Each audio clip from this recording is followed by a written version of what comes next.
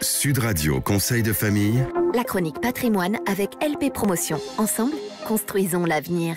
Bonsoir à tous, bonsoir Stéphane Moller. Bonsoir Olivier. Le président et le fondateur du cabinet via Wealth Management. On va répondre ce soir à Doumé qui nous écoute à Ajaccio et qui nous demande quelle est la différence, Stéphane, entre une SCPI et un OPCI. Avant de répondre, petite définition, la SCPI, c'est SCPI veut dire Société Civile en Placement Immobilier. Et ça sert à quoi et ça sert à qui, une SCPI? Bien, quand à titre particulier, nous achetons de l'immobilier, nous achetons de l'immobilier résidentiel, c'est-à-dire des logements, par opposition à l'immobilier de bureau ou l'immobilier commercial.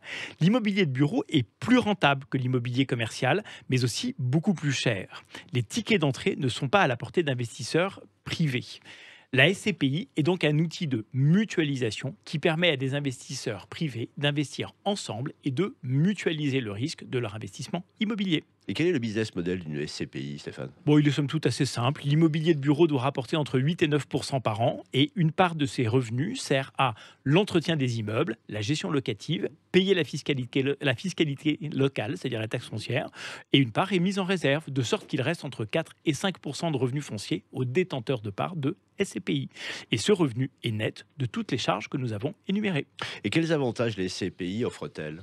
Alors, il y en a plusieurs. Un, évidemment, cette fameuse mutualisation des risques que nous avons évoquée. C'est-à-dire que si un locataire faisait défaut, cela passerait presque inaperçu dans une grosse SCPI. Autre avantage, oui. Oui, les performances passées ne préjugent pas des performances futures, mais fort de ces 4 ou 5% de rendement par an, la SCPI est globalement assez rentable et offre une rentabilité assez stable. Vous voyez d'autres avantages?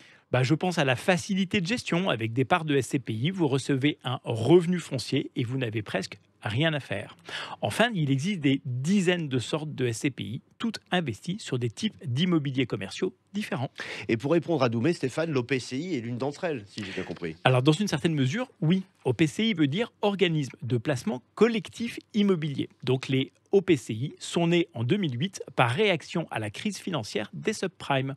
Si l'immobilier demeure majoritaire dans ce type de fonds, il peut ne représenter que 60% de l'actif, le reste étant constitué de valeurs financières.